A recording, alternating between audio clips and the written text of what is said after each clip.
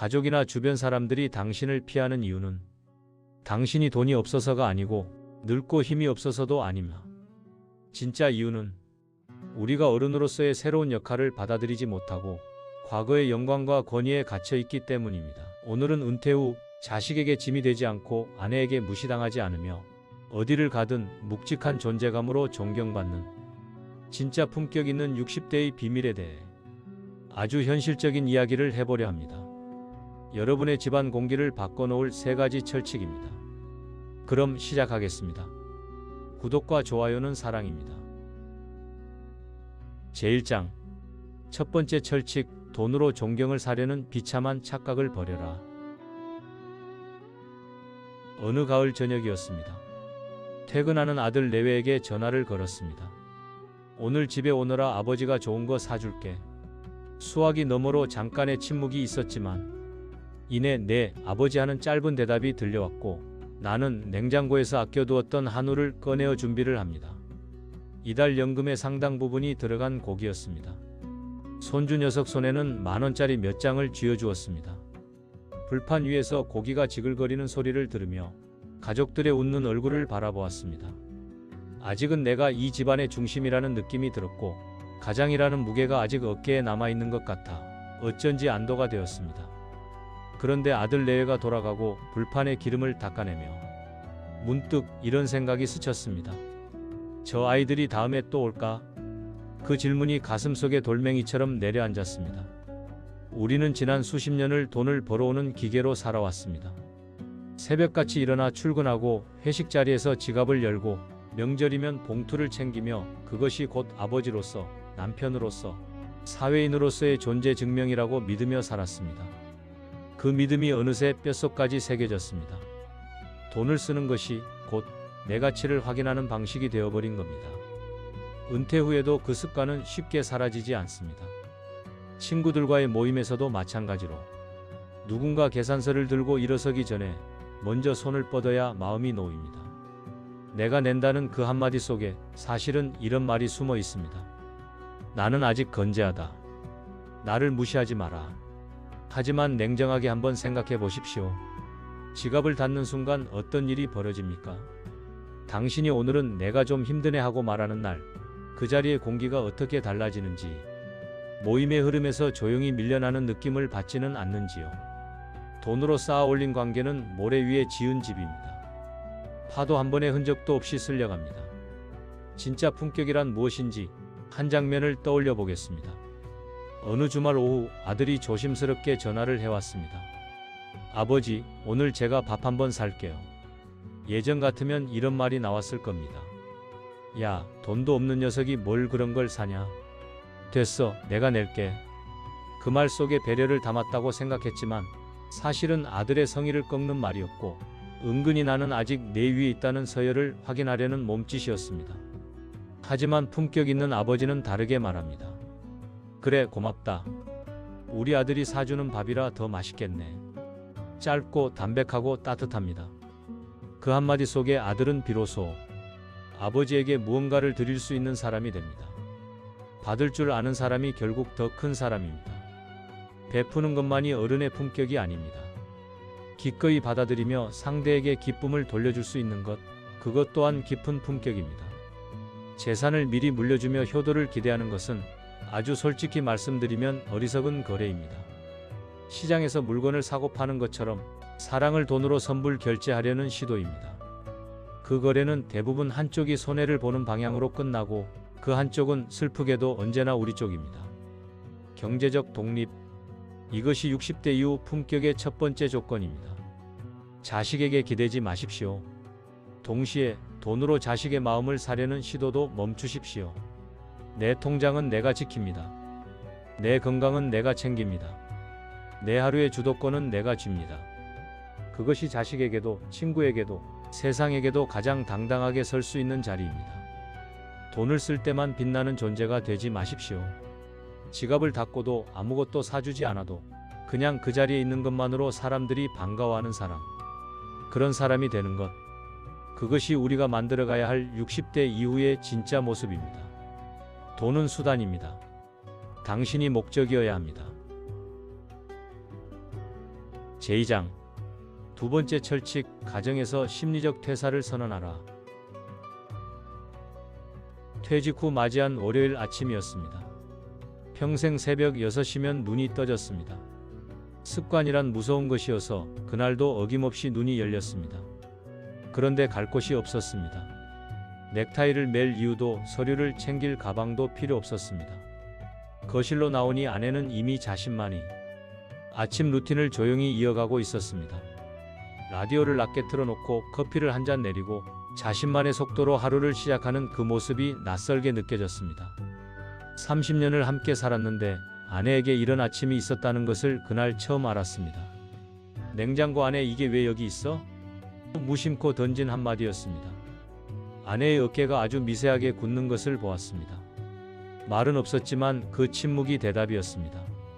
당신이 없던 이 공간은 당신 없이도 아주 잘 돌아가고 있었어요. 우리는 직장에서는 멋지게 은퇴식을 치렀습니다. 동료들의 박수를 받으며 꽃다발을 안고 나왔습니다. 그런데 가정에서는 아직 퇴사를 하지 않은 채로 살아갑니다. 아니, 퇴사는커녕 복귀를 선언한 셈입니다. 평생 밖에서만 살다가 이제 24시간 집안에 머물게 되면서 그동안 쥐어보지 못했던 가정의 조종대를 잡으려 합니다. 냉장고 정리가 어쩌니, 분리수거 방식이 어쩌니, 자식 녀석은 왜 저 회사를 다니느니, 며느리는 왜 저런 살림을 하느니. 하나하나는 사소한 말 같지만 가족들 입장에서는 전혀 다르게 들립니다. 수십 년간 자신들만의 방식으로 완성해온 생활 속에 갑자기 점령군이 들어온 느낌입니다. 선의에서 나온 말이라는 것을 압니다. 하지만 선의가 언제나 선한 결과를 만드는 것은 아닙니다. 자식들은 이미 다 컸습니다. 그들은 자신만의 가치관과 세계관으로 삶을 꾸려가고 있습니다. 아내 역시 마찬가지입니다. 당신이 회사에서 결제 서류에 도장을 찍던 그 긴 세월 동안 아내는 혼자서 집안의 대소사를 처리하며 나름의 질서와 리듬을 완성해 왔습니다. 그 세계에 갑자기 뛰어들어 나는 가장이다를 내세우는 것은 그 세월을 통째로 부정하는 일이 될 수 있습니다. 자식이 취업 문제로 힘들어하는 날이 있었습니다. 저녁 식탁에 마주 앉았는데 아이의 얼굴에 그늘이 져 있었습니다. 밥도 제대로 먹지 못하고 수저만 만지작거렸습니다. 예전 같으면 이랬을 겁니다. 야, 아빠가 살아보니까 말이야. 요즘 세상은 이렇게 해야 하고 저렇게 움직여야 하고 인맥이 있어야 하고 스펙이 어떻고. 말은 계속되고 아이의 눈빛은 서서히 꺼져갑니다. 식탁 위의 공기는 묵직해집니다. 결국 아이는 알겠어요 한마디를 남기고 방으로 들어가 버립니다. 문이 닫히는 소리가 유독 크게 들립니다. 그런데 생각해 보십시오. 우리가 청춘을 보낸 80년대, 90년대의 성공 공식이 지금 이 아이들에게 통할까요? 평생 직장의 개념이 사라진 지 오래고 한 가지 길만이 정답이 아닌 세상에서 자라난 세대에게 우리의 경험은 지도가 아니라 오히려 낡은 지도일 수 있습니다. 우리가 확신을 가지고 건네는 그 조언이 아이에게는 자신의 감각을 믿지 말라는 말로 들릴 수 있습니다. 그날 저녁 아이가 수저를 내려놓는 것을 보며 이렇게 말해 보십시오. 많이 힘들지. 아빠가 다 알 수는 없겠지만 그냥 내 옆에 있어 줄게. 내가 어떤 선택을 해도 아빠는 내 편이야. 말을 마치고 나서 아무것도 덧붙이지 마십시오. 그 침묵을 꼭 채우려 하지 마십시오. 그 짧은 말 한마디가 수십 분의 조언보다 훨씬 깊이 아이의 가슴에 닿습니다. 아이는 그날 밤 해결책을 얻은 것이 아니라 혼자가 아니라는 것을 느끼고 잠들 수 있습니다. 그것으로 충분합니다. 이제 포지션을 바꾸십시오. 결제 도장을 찍던 자리에서 내려와 가끔 찾아오는 인자하고 유쾌한 고모님으로 자리를 옮기십시오. 고모는 묻기 전에는 먼저 나서지 않습니다. 그러나 필요할 때는 누구보다 든든한 존재입니다. 자신의 경험을 강요하지 않고 다만 그 경험을 조용히 품고 기다립니다. 그리고 때가 되면 한마디로 핵심을 짚어줍니다. 그것이 진짜 어른의 무게입니다. 가족의 일에서 한 발짝 물러나는 것을 방관이라 생각하지 마십시오. 그것은 가족 각자의 삶을 존중해주는 가장 고차원적인 사랑입니다.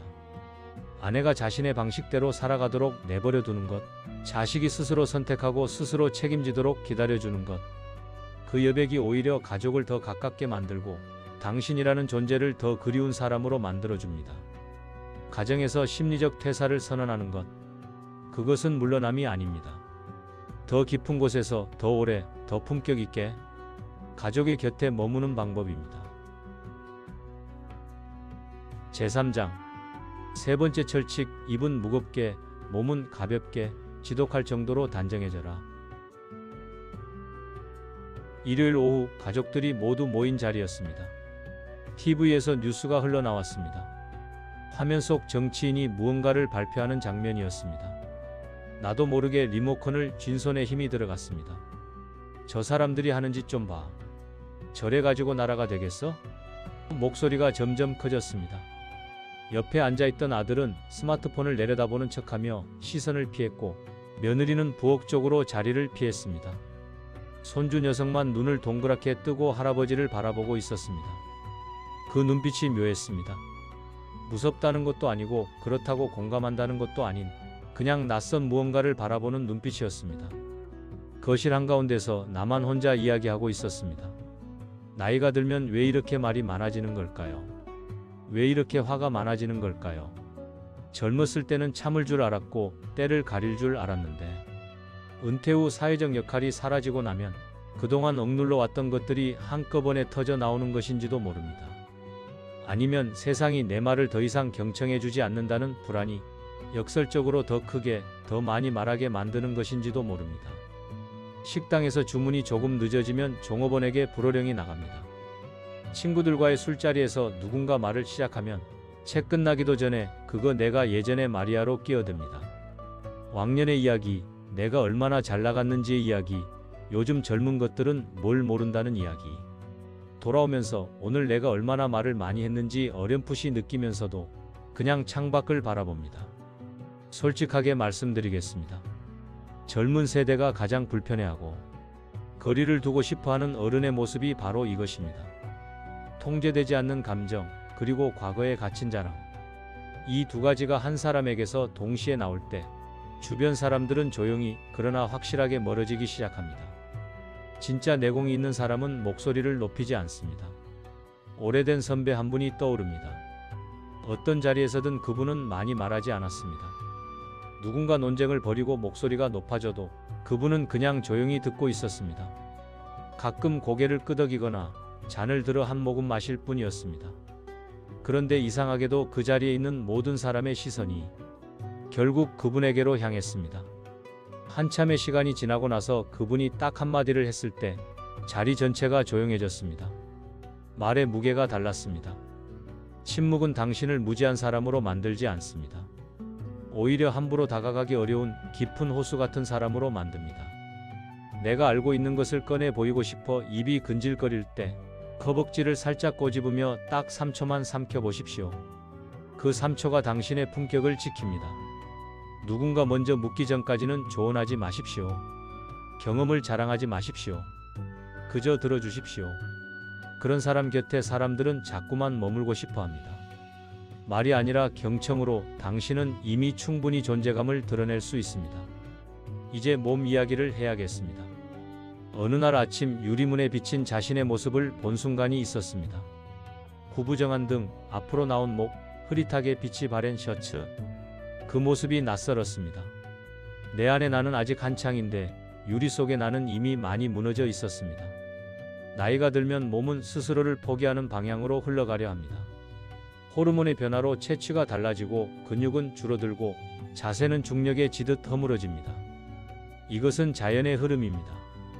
그러나 그 흐름에 그냥 몸을 맡기는 것과 의식적으로 저항하는 것 사이에는 엄청난 차이가 있습니다. 명품 옷을 입으라는 말이 아닙니다. 비싼 시계를 차라는 말도 아닙니다. 매일 아침 깨끗하게 샤워를 하고 구겨지지 않은 셔츠를 입으십시오. 코트를 정리하고 손톱을 다듬고 신발을 닦으십시오. 이것만으로도 사람의 인상은 완전히 달라집니다. 그리고 걸음걸이를 바꾸십시오. 허리를 펴고 시선을 앞을 향하고 발바닥 전체로 땅을 디디며 걸으십시오. 굽은 등으로 터벅터벅 걷는 사람과 가슴을 열고 당당하게 걷는 사람은 뒤에서 봐도 전혀 다른 기운을 뿜어냅니다. 사람들은 그 기운을 압니다. 말 한마디 없이도 등 하나로 이 사람이 어떤 사람인지 느낍니다. 자기 자신을 귀하게 여기는 것, 그것이 출발점입니다. 내가 나를 함부로 대하는데 세상이 나를 귀하게 대접해 줄 리 없습니다. 매일 아침 거울 앞에 서서 단정하게 자신을 가다듬는 그 작은 행위가 사실은 세상을 향한 가장 조용하고 강력한 선언입니다. 나는 아직 무너지지 않았다. 입을 아끼고 몸을 가꾸십시오. 이 두 가지만으로도 당신이 걸어 들어오는 공간의 공기가 달라집니다. 마무리입니다. 외로움을 즐기는 고독한 늑대가 되십시오. 은퇴 후의 삶은 산의 정상에서 내려오는 과정과 같습니다.